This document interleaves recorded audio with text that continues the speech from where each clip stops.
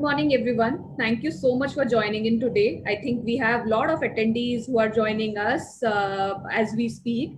So while they join in, I'll just start with a quick introduction and few points that we would need to take care of as we attend today's session. So welcome to the 6th episode of the Masterclass series by PeopleStrong, which is brought to you in collaboration with Corporate Shiksha, our learning community partner.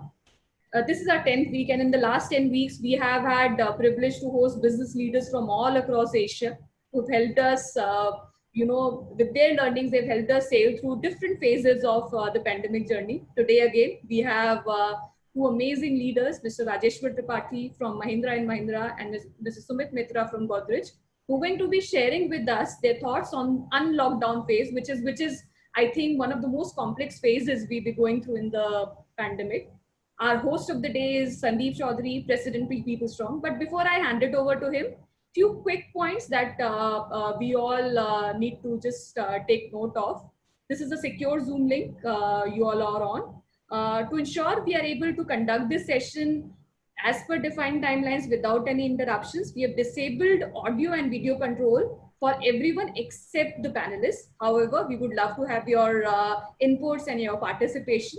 So at any point in time, if you would like to share anything, any suggestions, there is a chat window. Please feel free to share your inputs there. For question and answer, right at the bottom of your screen, there will be a Q&A segment. Please feel free to share your questions over there. And Sandeep would be taking those questions during the conversations. We might not have a very, very defined Q&A segment, but Sandeep will keep picking your questions there. We've planned for some polls as well because we would like to hear your thoughts more. Please do participate in the polls. However, if you would not like to participate in the polls, there is a cross on top of that, on the top right corner of the window. Please click on that and you can get back to the session.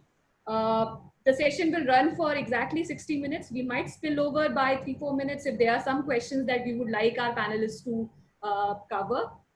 So would request if you could please plan for a spillover of 5 minutes if there is any, but we would want to wrap it at well in time. So this is it from my end. Over to you, Sandeep. Thank you, Kamachi. I just wanted to very quickly do a hygiene check from my end. Am I audible, Kamachi? Yes, you are, Sandeep. Okay, perfect. So good morning, everyone, and a very warm welcome to all our participants who are joining live for this meeting directly on this secure Zoom link or through several other live streaming platforms that we're using for today's masterclass. I was told to understand that we've got over 1,000 participants who've registered for this masterclass, and clearly it's not because of me, it's because of the awesome appeal that two of our very special guests have. So even as our participants continue to join, I'm eager to get started so that we're able to make the most of the limited time that we have together. I guess it's really in order, and we haven't done enough of it over the last 3 months. So let me start by thanking the corporate heroes, like how the healthcare, police, and municipal workers are frontline fighters against COVID in our society. HR, IT, and admin in the corporate have risen to meet the crisis head on by helping millions of our employees stay safe, working from home, and stay productive. We are proud of these silent warriors in each company. And as a part of the fraternity, I feel proud and do want to acknowledge their stupendous effort. There is a lot that has already been debated, analyzed, and moaned about COVID-19. It's unique because together it has impacted both the demand and the supply side. And I guess that's really what makes it a lot more unique than any other crisis that we've essentially seen in the economic history before. It's created an unprecedented global lockdown with literally zero economic exchange. Despite all our efforts, the virus has only gotten closer and is literally at our doorstep. One very strange thing that Rajeshwar told me as we were talking prior to the session, everything that we predicted about the virus till now has gone horribly wrong. From reading and listening about it in news, we have someone in our immediate circle of family, friends, or colleague who has directly been infected. So that's really how close it is. And that's really what I mean when I say it is at our doorstep. Amidst all this, we've decided to open up. And what astonishes me about this entire unlock or opening up is a sense of calmness about it. I honestly don't know whether I would call it human resilience or informed negligence, but the fact remains that we are getting ready to live with the virus. To get started and to come back to some state of normalcy, I guess there are a host of issues. The first one is really around the economic issues. And I do believe that with the stimulus package, soft loans, the government is doing the best that they can. We got to remember that we're still a developing nation, and hence there is a limit to how much of growth can be induced by the government. The two on my mind that are a lot more important for us to deal with and hopefully a lot more in our control. The first is really a set of operational issues, which is around the reopening of the factories, instilling the faith and trust in our employees to come back to work, streamlining of the supply chain that might be very, very different than what we've essentially seen ever in the past. The issue around the migrant labor so that we can essentially have adequate capacity and bandwidth to start and scale up our operations as we see the early signs of recovery. Second, and perhaps the most important, is the cultural and the psychological aspect of it, which unfortunately doesn't really come with a tutorial or doesn't really have a standard SOP that we can essentially follow through. Clearly, I guess in the history of mankind, this is the time that we are facing with most amount of trust deficit in our societies and in our personal lives. During the last few months, we've tried our best to stay in touch, stay connected with the industry, and continue to engage in many ways. And one of that has been through this Masterclass series that we started well early, just at the time that we were a little into the first lockdown that started on the 25th of March. With each episode, we've only gone deeper into studying the new normal as we are all trying to understand about our businesses and about the talent models that will essentially emerge, maybe somewhat similar, maybe a lot more different across a host of industry segments.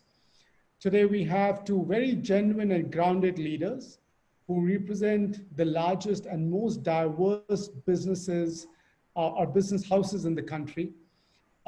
When I was gathering some statistics about Mahindra and Godrej, I was truly stunned with what I'm just going to reveal and share with you. Between these two conglomerates, they represent over 200 years of doing business, 25 billion US dollars of revenue, over a dozen of unique industry segments ranging from consumer, auto, financial services, technology, to defense and aerospace, and a voice of nearly 300,000 employees. And it doesn't end there. It is a set of businesses and two organizations that have their footprint and reach and are servicing over 100 countries. We have, as Kamakshi said, Rajeshwar Tripathi from Mahindra and Sumit Mitra from Godrej to share their very extremely pragmatic and candid perspective. With that, Rajeshwar and Sumit, welcome and thank you for taking out the time. Thanks, Sandeep. Hi, everybody. Looking forward. Thank you, Sandeep. Hi, Rajeshwar. Hi, everybody. Looking forward to this chat. You know, even though all three of us live in the same city, we would have struggled to find a common date, time, and place to have coffee together. So clearly some benefits of this digital world. So with that, Sumit and Rajeshwar, I just want to get straight into what's really going to be the core of our conversation. And I'll keep oscillating between the two of you, and in between through the chat window, I'll do the best that I can to pick the questions that we will continue to receive from the audience. But I guess there is a larger flow that we will not try and compromise on. So Sumit, really, getting started with you, it's been 3 months of a lockdown and now of a partial unlock, as we were to essentially call it. How do you feel? What do you see the morale around you? Yeah, I think as Rajeshwar, had started by saying that the virus and the lockdown has taken us all by surprise. When we actually shut down towards the end of March, seldom did we think that we will be in almost July, and we are not very certain on how this whole pandemic will pan out, what will be the implication of health. We do see a lot of this now coming onto our doorsteps and into our doorsteps, right? So while many of our businesses have been a part of essential services, most of our 70 odd factories in India and many outside have been working through the lockdown, but it's been a really start, stop, continue as you're taken by surprise almost every week, which is not good for a not good for manufacturing, really not.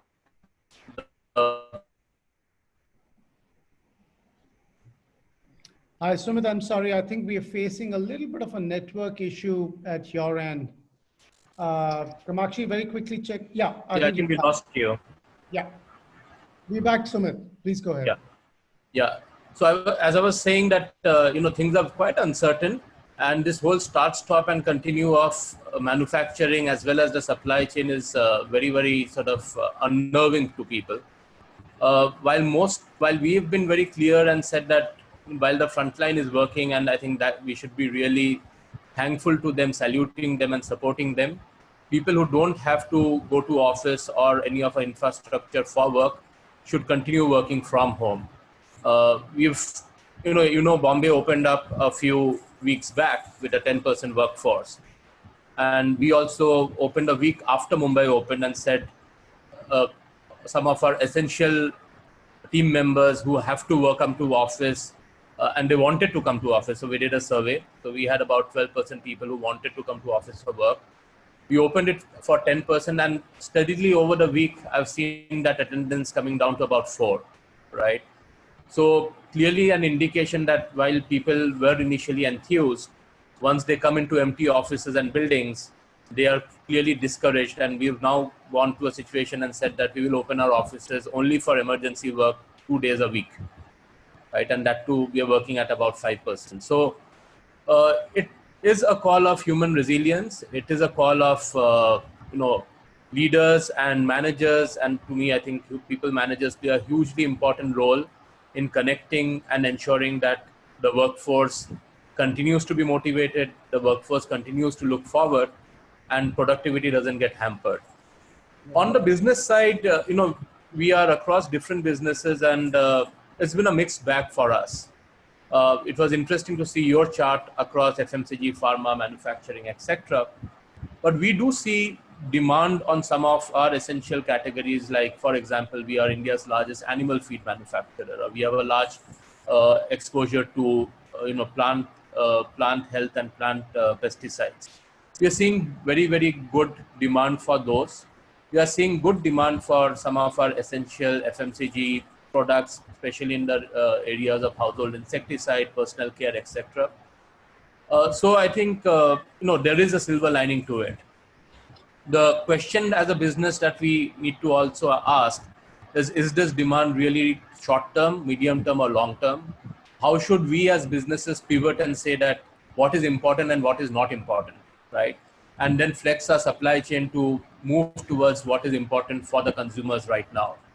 I think the biggest issue right now is at the supply chain level, where issues of continuity of factories, issues of migrant workers, issues of creating social distancing in our manufacturing setup are not that easy to conquer. So those are issues that we are grappling with right now.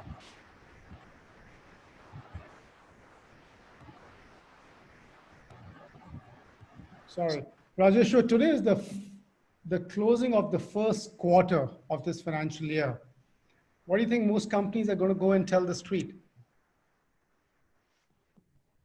Yeah. So I believe that the first quarter is going to be very different for different industries. It's very difficult to paint everybody with the same brush because true to our character, India is also uh, a, a very great example of huge contradictions. So on one hand, there's a lot of gloom and doom being painted all across. On the other hand, there are industries which are going to show a very good growth. Even within the industries, I suppose, some people have done extremely well in May. For example, our tractors business showed a growth over May of 2019. Okay, in the last month. Little did we imagine when we started opening up. We were completely caught by surprise. So things are happening, and see, if you were to look at even the COVID-19 statistics, 8 states are contributing to almost 86% of the cases in the country. So we are a very diverse land. We are a very diverse country, and it's very difficult to come to conclusions by averages. Now, having said that, uh, the challenges are are a lot on the demand front as well. I think most of the industries have been till now very focused on supply side. While challenges remain, as Sumit was rightly saying, on the supply chain, but that's still addressable. What's not very easily addressable, and there's no quick fix solution, is the demand side. Now, the customers, how soon are they going to come back? You take the auto space, for example. Auto, in some sense, is discretionary spend. How soon are they going to come back? Uh, are there buying behaviors which are going to change? Some of the things right now look temporary, but they could well be irreversible. For example, the preference to have a personal vehicle versus public transport versus shared mobility, all these rules of the game could undergo a change depending on whether we are going to live with virus or it's going to be a post-COVID with vaccine in the short term. Human memories are short. Sometimes we believe that things are going to change forever, but you see, even post-lockdown, the way people are moving out, sometimes very foolishly, uh, actually is creating a little bit of a confusing scenario. So the June quarter in nutshell could be a quarter of contradictions, very good for some businesses and not so good, and disaster for certain businesses. You take airlines and hotel, for example. Yeah, no, I think, as you rightly said, it's a very, very mixed and a very diverse pack. So there will be certain sectors and organizations that will unfortunately be talking about the lowest sales ever in their history.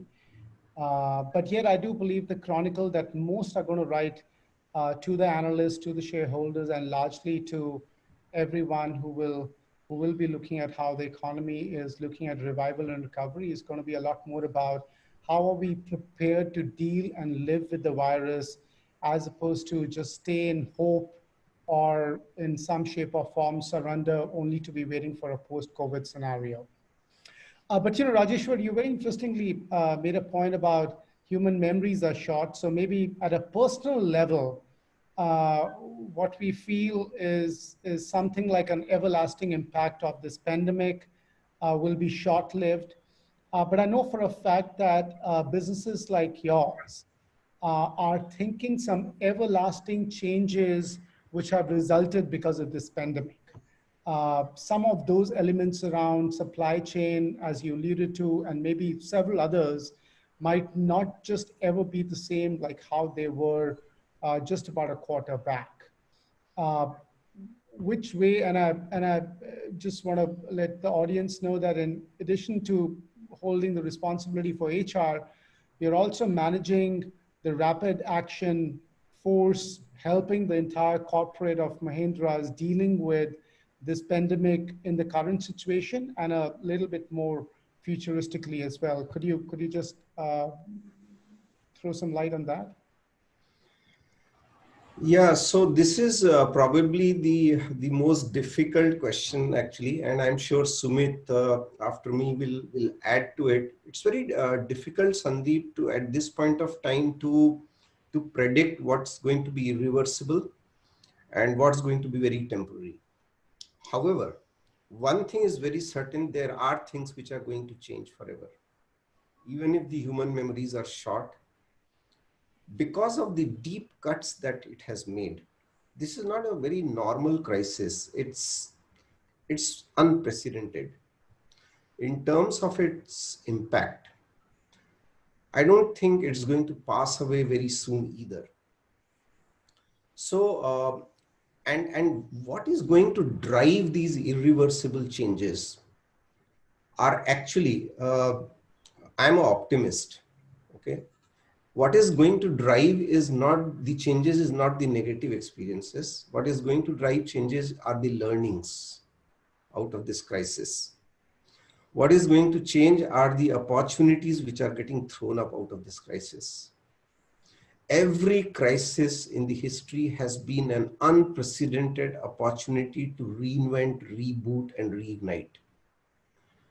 And that's how this world has progressed and grown. I can cite few examples which I think are going to be an amazing opportunity, and that's going to drive the businesses to change. You look at remote working. Manufacturing industry, none of us would have thought that we can work out of home with equal efficiency and effectiveness, of course with some disadvantages as well, but we have broken the myth in many senses. We are having board meetings, we are having onboarding, we are having separations, we have everything, you name it. You name one people process, you name one business process which has not been able to be done very well on the digital platform. What it is going to do is make businesses see the advantages of it. Whether it is cost, whether it is efficiency, whether it is effectiveness. And that is what I mean by, seeing opportunities out of this crisis, taking out the learnings, imbibing it for the good, for rebooting and reigniting. And that I think is going to be a very, very significant thing. Sumit, in order to just add to that point, how would you translate the new normal in the context of the talent model that is likely to emerge in the future?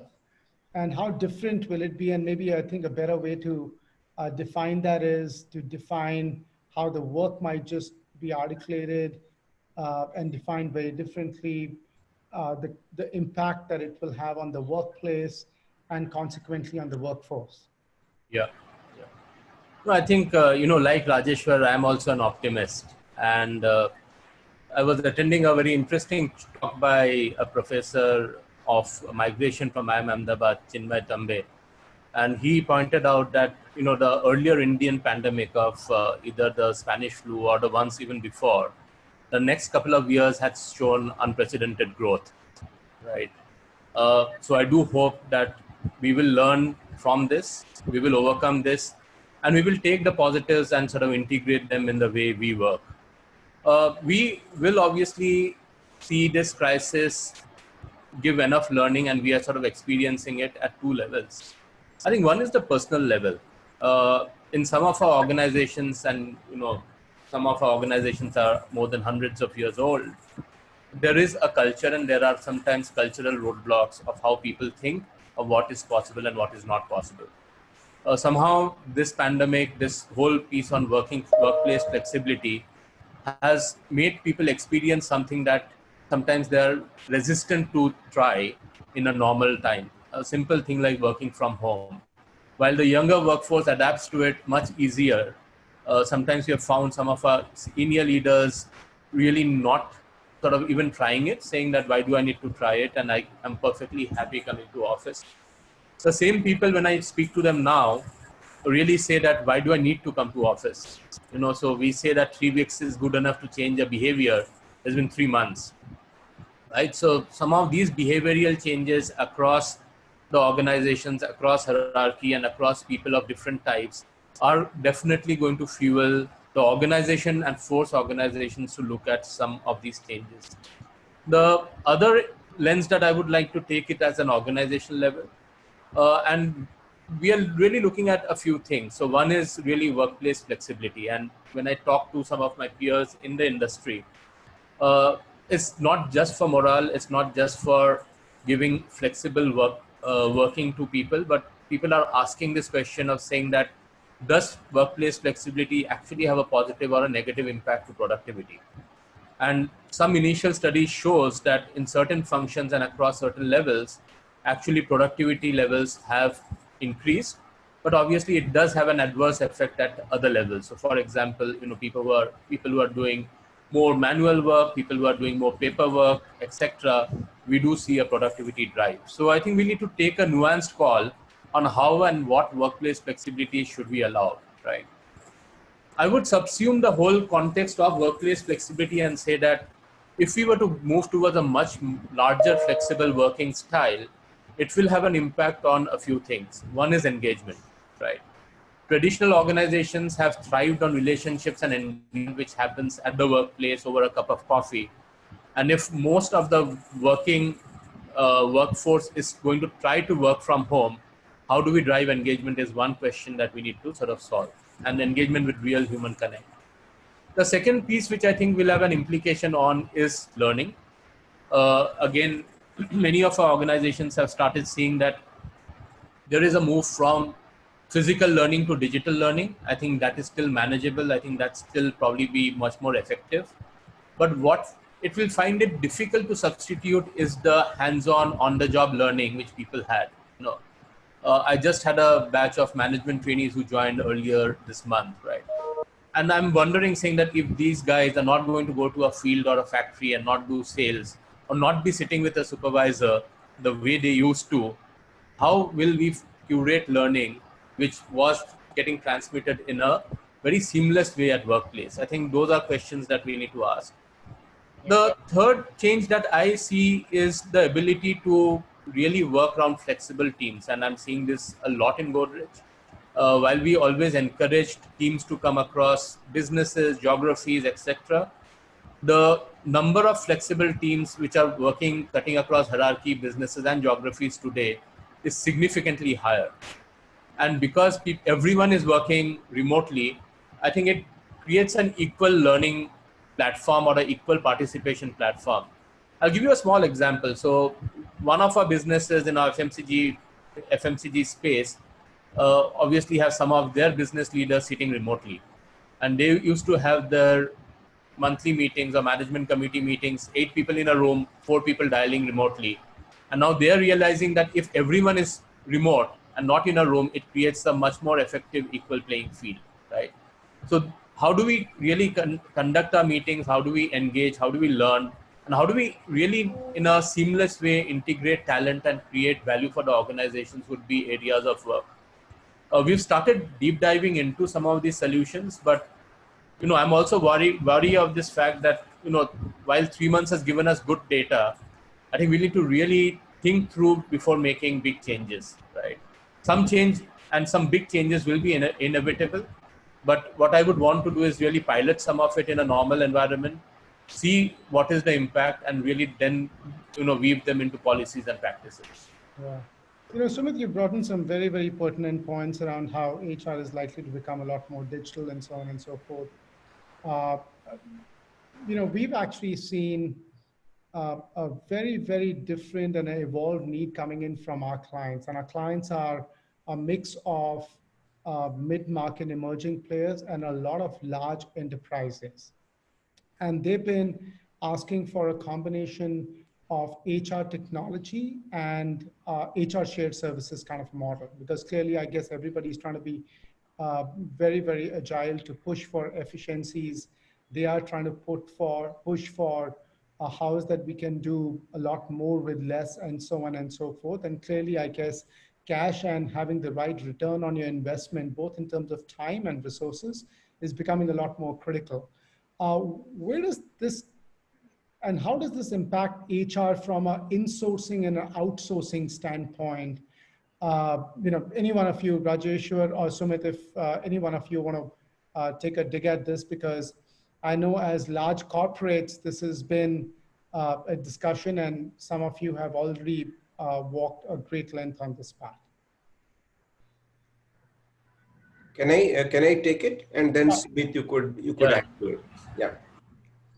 So this is very interesting, Sandeep, and I know there is a lot of talk going about with the experiences that all of us are having, especially with remote working. The way it is seemingly looking to be possible even in areas where we hadn't thought it would be so easy. This is giving showing an opportunity, and I believe the trend would be towards outsourcing.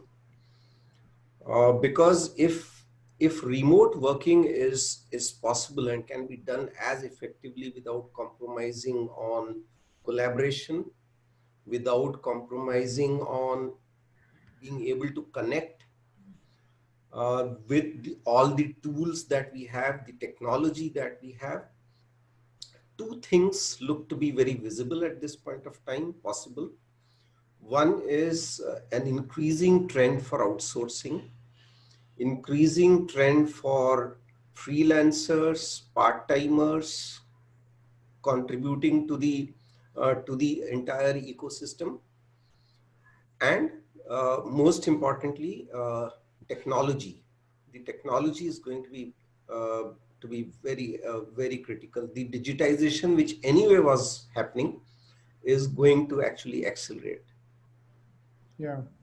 Sumit, your view on it, because I know you and I have engaged on this several times. Yeah, Sandeep, in Godrej, we didn't have a very specific shared service function in HR. And, Sandeep and I have been discussing this, and we put a prototype in place last year. Interestingly, when the pandemic hit, my top management sort of really was asking me, saying that, is this a good time to do this? Should we postpone this? There are other priorities. But I feel that this is the best time to do it, and we are moving steam ahead on this, right? I think this is a good time to do it, primarily because there is change in the organization, I think, and it is good to capitalize on change. It's good to be more productive and really be more impactful and drive synergies where we can at a conglomerate level. On the technology lens, I think that we are at a very interesting time where remote working, as Rajeshwar was saying, has almost set out a host of endless possibilities, right? As I was saying in my earlier sort of talk, it's important to look at learning. It's important to look at engagement. It's important to see how some of this can be done, by enabling the manager and the employee through technology, right? So, a couple of areas that I am finding very interesting is one is on the theory of nudge. It's been around for some time, but I feel, nudge for the people manager or to drive learning in a bite-sized manner is going to be very, very important as we are going to work remotely. The other piece which I thought was extremely interesting, and I saw a solution with a firm in Australia, was this whole piece on almost doing focus group engagements with groups of almost 80 to 100 people using a tool enabled by AI, right? Because this is the time when we should be listening to employees, right? And cutting down hierarchies and saying, can feedback come to us at real time? So deployment of tools like this, which probably we may not have explored in the normal times, but now we are almost forced to look at it, and I see a lot of merit in some of these newer technology and tools. And I think as this market opens up, I think there'll be a lot of innovation on technology for people. And we should keep our eyes and ears open to see what works for our organization and culture. Yeah. No, clearly, I guess, we've been at the forefront of it, and what organizations are asking for is agility almost at their palm tops. It is not necessarily about setting in those large goals, which used to be the erstwhile performance management system as we knew it. I guess a lot of that is still relevant, but how is that we can very quickly break that down into goals and tasks and create a very, very agile way to collaborate around that, which also reduces the entire reliance of just bringing our colleagues together onto platforms like Zoom or MS Teams every now and then, which is our original urge to huddle people together to take some updates and so on and so forth. So I totally understand that.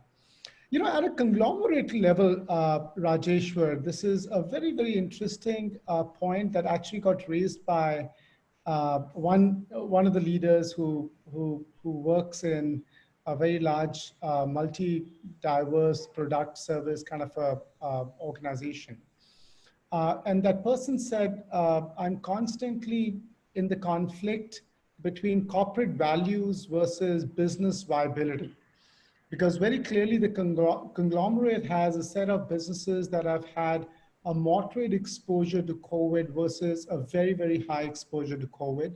So what you might just be the actions that you're taking in the moderate side of a business that still has early signs of recovery and revival might be very, very different than the decisions that you're taking uh, in parts of your businesses which have been very, very deeply impacted and will show a very low recovery, and much of that might not be in line of sight. As a corporate, how do you balance this debate and this quandrum between values and viability? And what's that one concerted, consolidated message down to our people? Yeah, so Sandeep, this is a difficult one. This is uh, the way I would look at it is that uh, the the very fundamentals don't undergo change. The We are an organization who would typically look at things in the long term and not get into knee-jerk reactions. I think that would be the approach. If something is there as a temporary setback, maybe 6 months, year or 2 years, it's still okay. But if something which is changing irreversibly, questioning the viability of the business itself in the long run, and if there are enough evidences to show that, it's only then that we may look at the possibility of either exiting that business or restructuring that business, etc. Which obviously is a tough call, but we do believe that such tough calls are not 100% unavoidable. And therefore, to that extent, I think people are also prepared. Coming to the values, the way we are linking it, I think one value which I think is most important in such circumstances is authenticity and honesty. So if we have, for example, if we have any part of the business or any particular business which is getting into a problem, we will be very honest and authentic to the people. I think the key here is transparency. And that's the value I would focus on more, instead of having to do some kind of a restructuring or some jobs may go away. So that would be my approach. Having said that, let me also assure you that how part is also a very big manifestation of the values. It's not only what. In fact, I would ignore what. The how part is extremely important. So even if you have to restructure, even if you have to let go of certain jobs, it's the how which matters more, whether we are humane, whether we are sensitive, and how is it that we exactly do. And we are a large corporation. So in the first place, whether we have really made an honest attempt of redeployment, whether we have made an honest attempt of retraining people, and most importantly, whether we have allowed some time for people. So all of these, actually, this all comes as a bouquet, Sandeep. I hope I've answered the question. Yeah, no, absolutely. And, obviously I took this time to just get into the chat window and see what are the kind of questions that audience have. And very clearly, I guess there is a sense of nervousness and anxiety in the minds of people on jobs. So what's the outlook that we could have on jobs? When is that we feel uh, it will get back to even half as normal what it used to be just about 6 months back?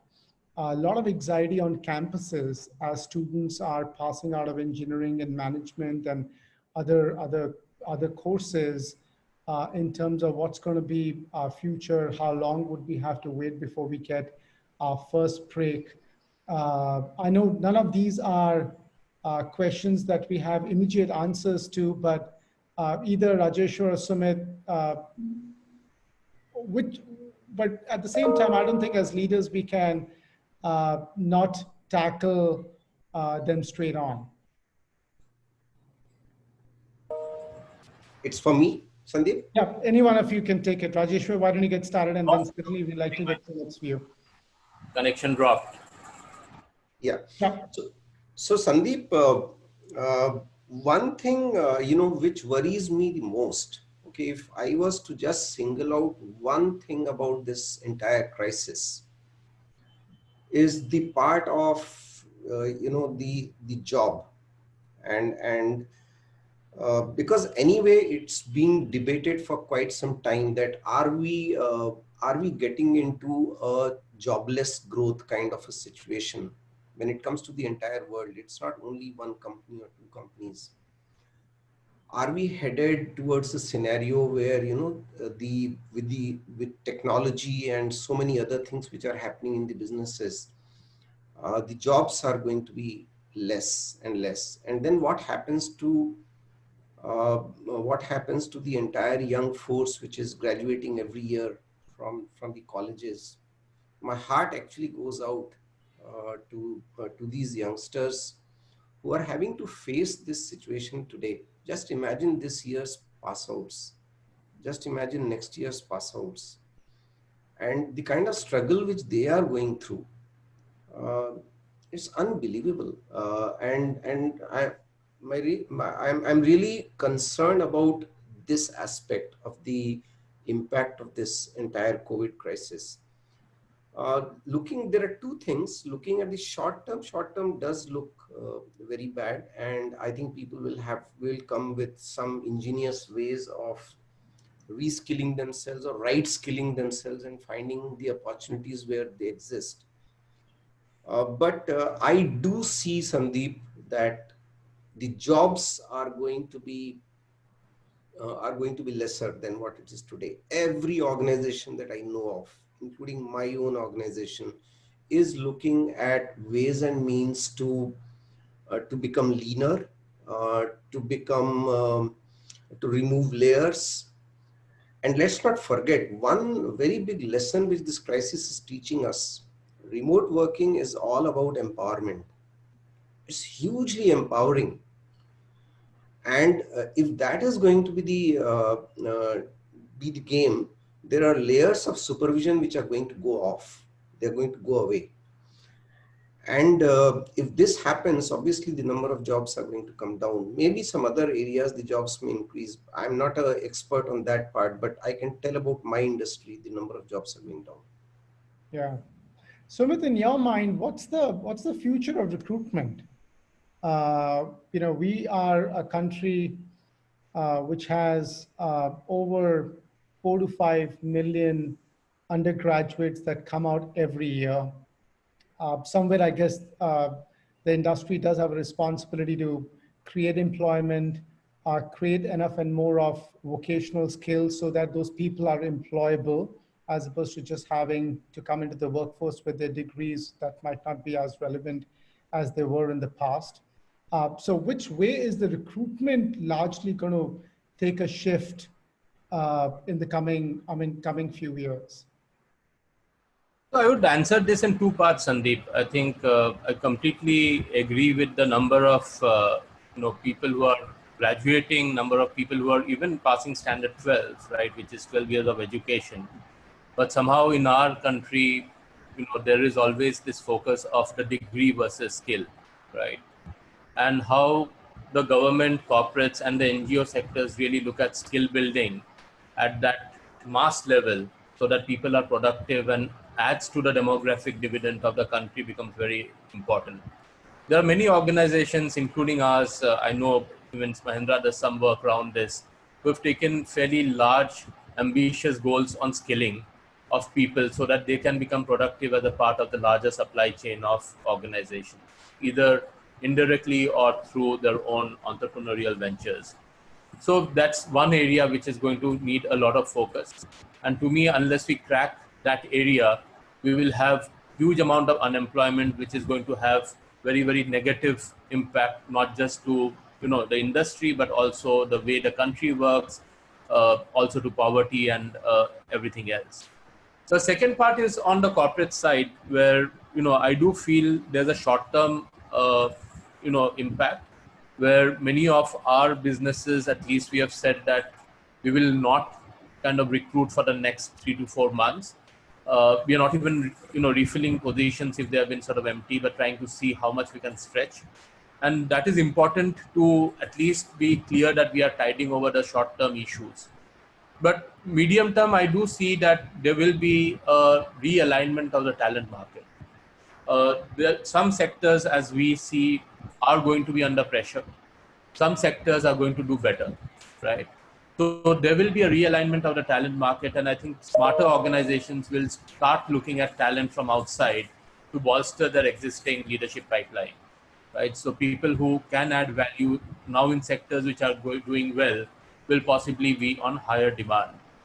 So that's the way I look at the whole recruitment. But overall, I do see recruitment to be under pressure, to not be the forefront of most organizations right now. I think people will try to optimize their existing resourcing and structure and try to ensure that people who are employed, their jobs and their livelihoods are saved first before we add on further manpower to our organizations.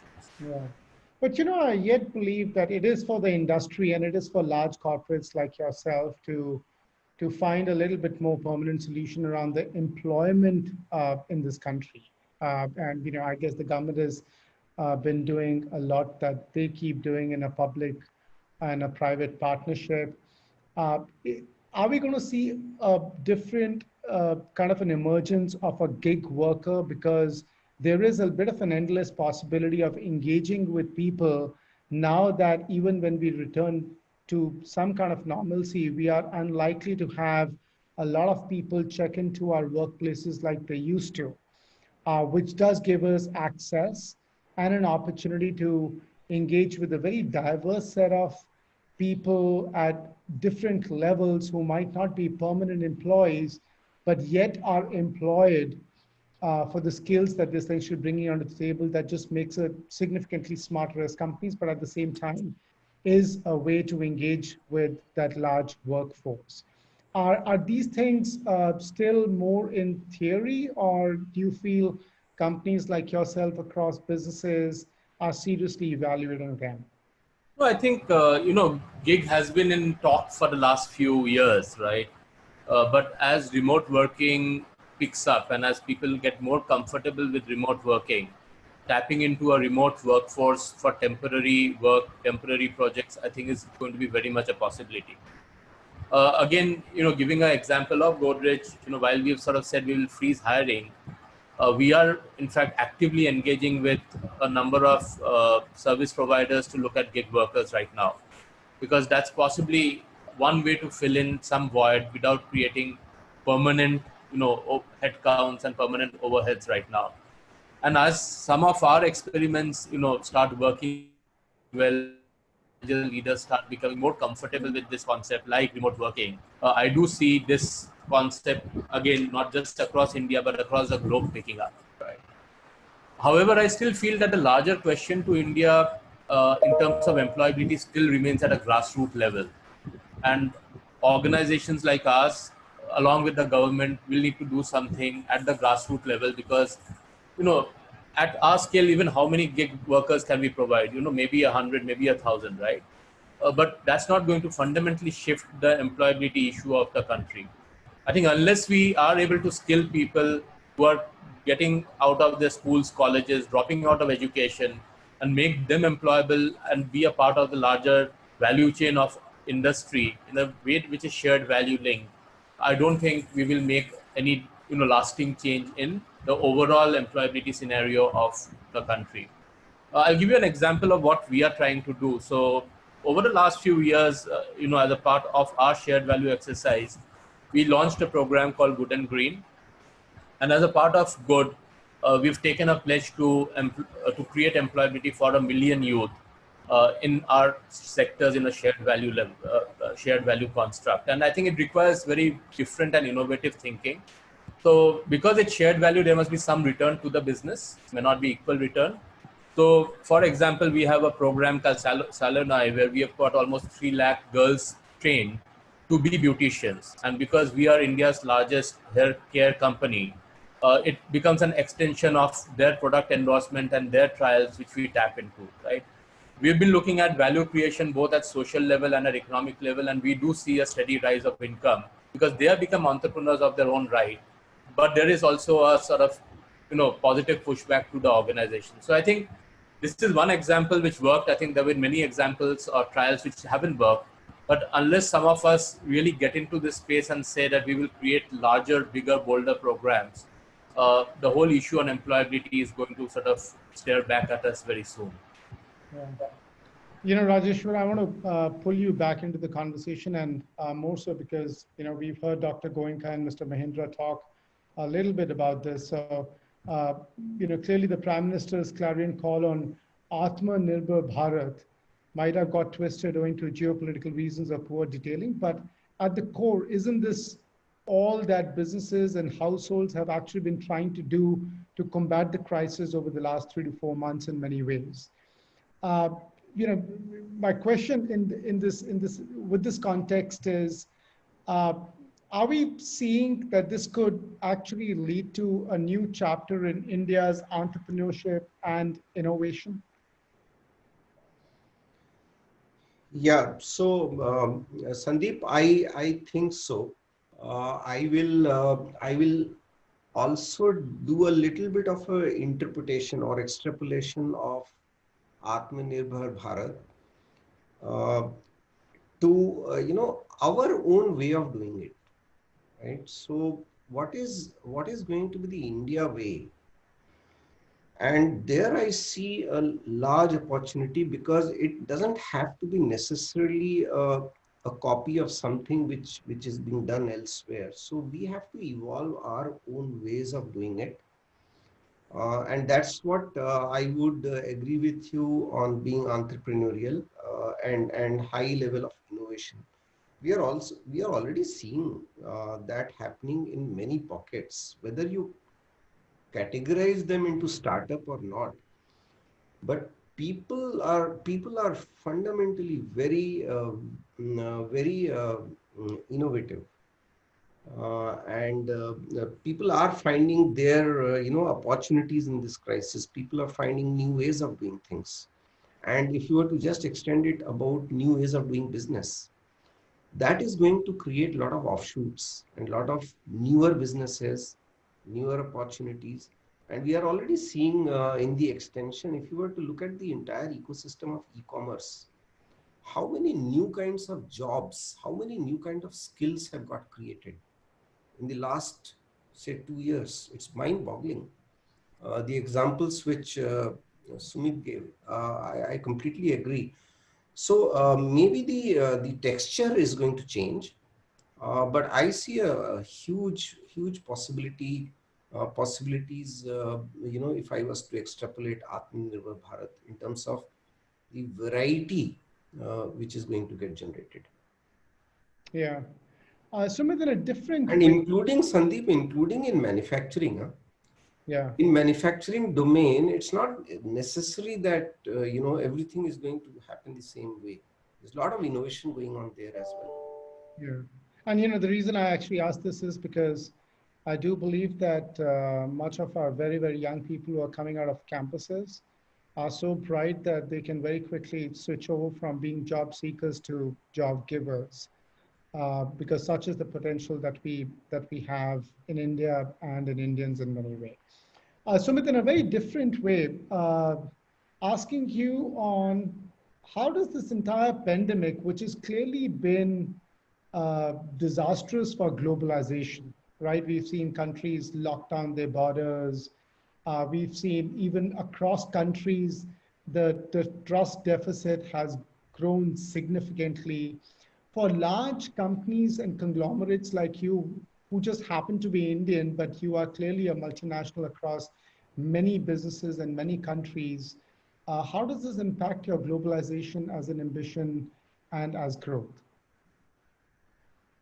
Yeah, I think the advantage we had was we always used a multi-local model, where we had empowered our local businesses with their own brand, supply chain, etc. But we used to sort of bring in a layer of governance and a layer of synergy at the back end. So clearly, at times like this, I think the multi-local model helps, where you empower the geography to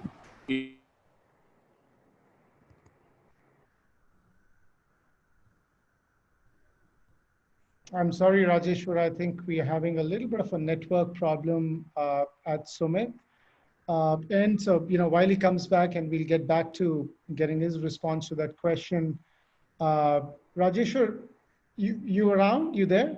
Yes, of course I'm there. Yeah, perfect. Yeah. I just want to check with you, and a lot of people have actually been asking a question on the chat window on this one. On the psychological part of this pandemic, right? There is a fear of virus, and it's a very, very real fear. Earlier, it used to be what we used to pick on the television and on newspapers. There is a fear of economic loss, job insecurity, underlying monotony and boredom of working from home. Is this a simmering of another pandemic that we're not giving enough attention to? Are we all focused on so much on the tangibles of the economy that we've just not bothered to talk about the intangibles, which could, in my opinion, just change how we will act, behave, and even look at relationships from here on?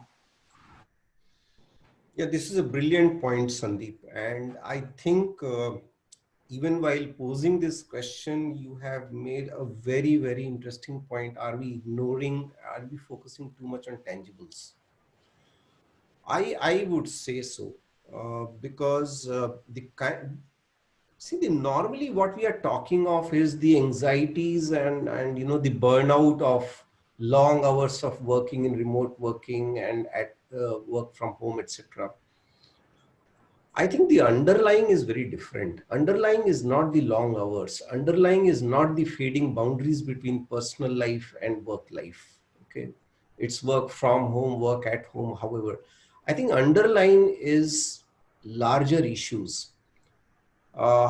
What's going to happen to this world? Start at that level, right? So much of negative news coming throughout the day. What's going to happen to my organization? What's going to happen to business, to economy? And then at the end of the day, to me, right, my own career, the performance pay, the quarterly bonus, are they going to get stopped? You keep reading about pay cuts. You keep reading. There's so much of negativity around it that underlying are actually those things. And it's not only related to self. We have our families, we have our ecosystem. We keep seeing what's happening to our colleagues. And so to my mind, uh, the underlying is very, very strong at present, and there's every reason for people's anxiety levels to only go up from here, and that is something which needs much more focus than what it is getting. Yeah. Sumit, I'll let you complete that globalization point where we had a bit of an internet disruption at your end. And then I really want you to come back to this question that we just raised with Rajeshwar. Yeah, sorry for sort of dropping off. No But problem. as I was saying, the multi-local model helps at a time like that when when you've empowered your countries to drive businesses in their own way. However, at the same time, because remote working is now so much more comfortable, it's being used to all. We see that a number of people uh, actually are sort of adopting to remote working and are connecting much better globally than they used to do before. Having said that, you know the answer is different for different geographies. For example, we have two businesses in Latin America, in Argentina and Chile, where the impact of COVID is significantly higher than what we see in Southeast Asia, right? I think the focus in Latin America would be to consolidate and ensure business continuity right now. But this is also a time when we are possibly going to see much more business opportunities available, right? But in LATAM, we are probably not going to go after that right now. But in, let's say, Southeast Asia, our mandate is to really also sort of look at opportunities to expand and grow. So the answers could well be very different globally. But I think as far as connect and as far as business continuity is concerned, I do see some of the remote working processes and methodologies addressing them very well. I will again come back to the supply side where there is movement of goods and where some of our businesses do have exchange of goods and materials across continents and across countries. I think they are badly affected, right? So I think getting the supply out again, to ensure that business continuity of those businesses happen, I think is very important. Those businesses short term, and I think that's what's going to change possibly the way they look at it, is to are trying to look at local suppliers, are trying to optimize their local vendors, etc. And once they do that successfully, that may bring a permanent change in the way some of those businesses work. So I personally feel that multi-local is going to be probably enhanced much more even if you open up and make businesses sustainable within their own geographies and boundaries. Yeah. Very quickly, I just want to get your point on the last question that I had for Rajeshwar, which was on the psychological side and that aspect which we are not recognizing enough. The underlying fear, the underlying monotony, the underlying boredom of several kinds of things. Rajeshwar rightly put it. It is the fear of loss of job. It is the fear of financial stability and so on and so forth. And that is actually all across. It is with people who have a job and it's with people who don't have a job. What's the role that we can play as responsible corporates that none of us are actually slipping too much into that anxiety, which could have an impact, which I think is slightly immeasurable at this point in time?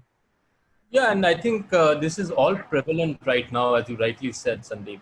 I know few of my friends and colleagues who don't have jobs, and for them, I think the fear of the future is very different, and the way they are approaching it is very different versus some of my colleagues who have jobs and the fear that you see in them.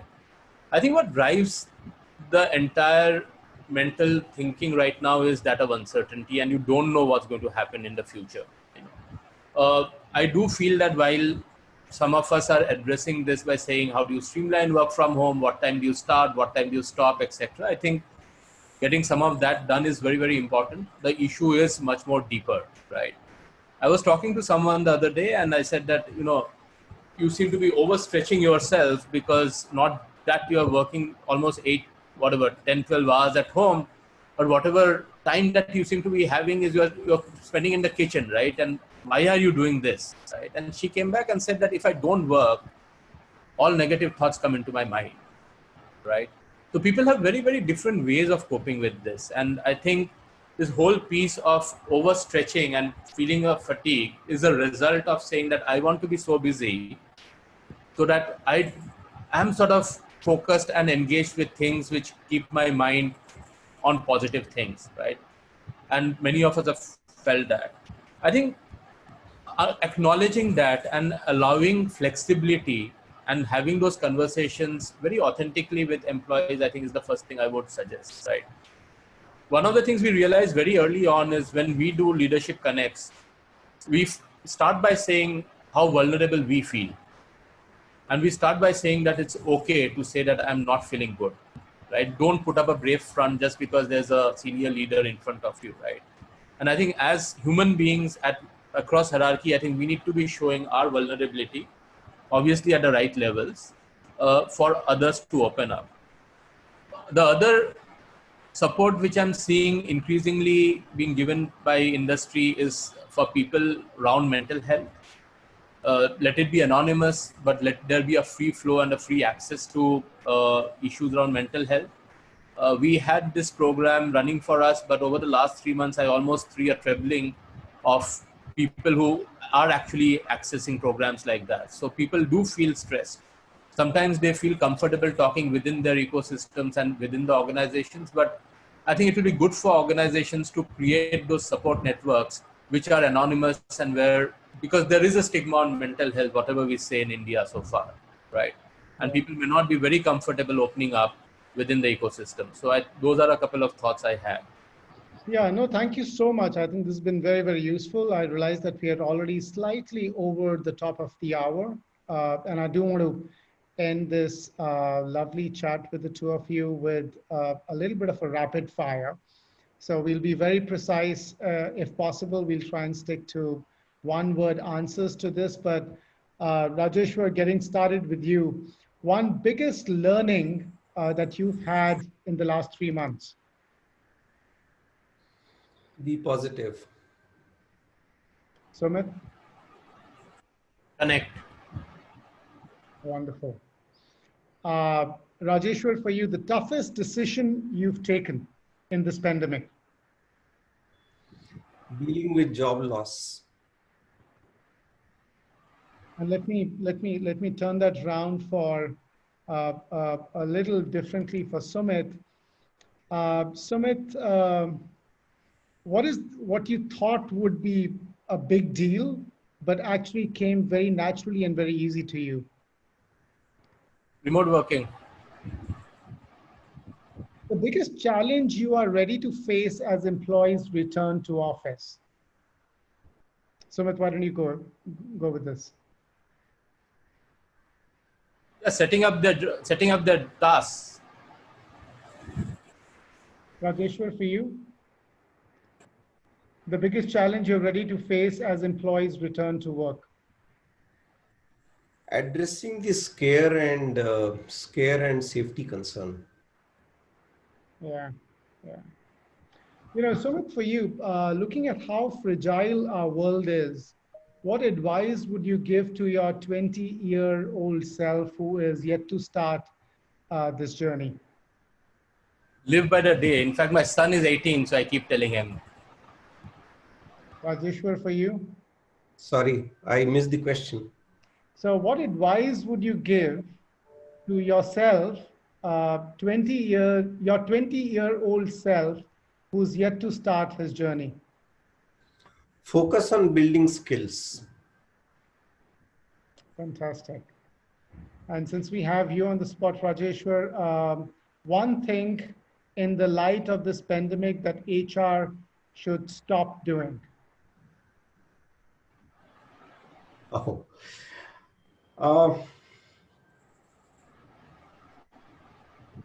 I think let me answer it positively. So I think what HR needs to do is empathy. Okay.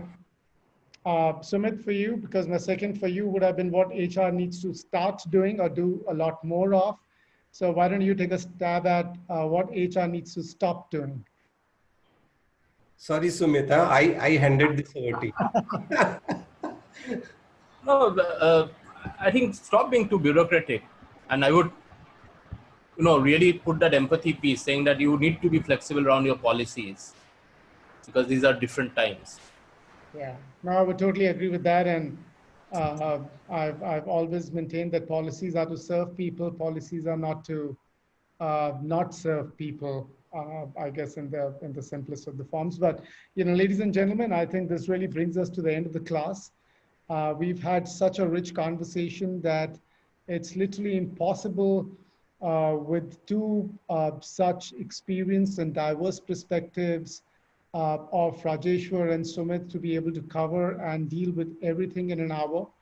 I did try my best to pick up as many questions as we can, as I could from the chat window, but I do apologize if some of them were unanswered. So I certainly want to thank Rajeshwar and Sumit for your time, your grace, and I think being very, very authentic. I guess at times you were very candid in letting us know that we don't have all the answers figured out as yet. But at the same time, I guess the fears and the vulnerability that the two of you showed as leaders is no different from the fear or the vulnerability that a 21-year-old would essentially have who is stepping out of campus. For me to really close it, I would sum up with a small perspective that I have on everything that we've essentially been seeing, and that's all, in my opinion, I think, somewhere a consolidation of things that I've been hearing and talking to several of our clients. I guess we certainly can't live in hope, and we certainly can't live in avoidance.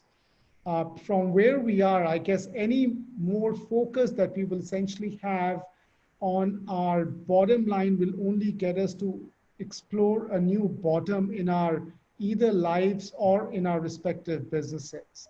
I really do believe in our small way, every individual has to turn on to its defensive strategy and focus on growth. In fact, if you're hearing yourself say, or you're hearing anyone else say the word post-COVID, run away, because that is a sure shot way to get lost in indefinite obscurity. I guess more than any time before, we are in need of a growth mindset, and we are in need of growth leaders who can not just tell us what hope means in this situation, but can actually show us the direction that we should go to. And I'm certain that each one of us will find one beautiful way that we will transform our both professional and personal lives. But with that, thank you so much. I guess the audience has been very, very patient. And Rajeshwar and Sumit, I think you've been very generous with your time as a prep to this session and for the last 1 hour and few minutes that we've had together. So thank you and really appreciate it. Thank you, Sandeep, and thank you, everyone. Stay safe. Thank you, Sandeep, and thanks everyone, and thanks for your wonderful comments. I was just browsing through it. I appreciate your gesture. Thank you. Good luck. We'll meet soon.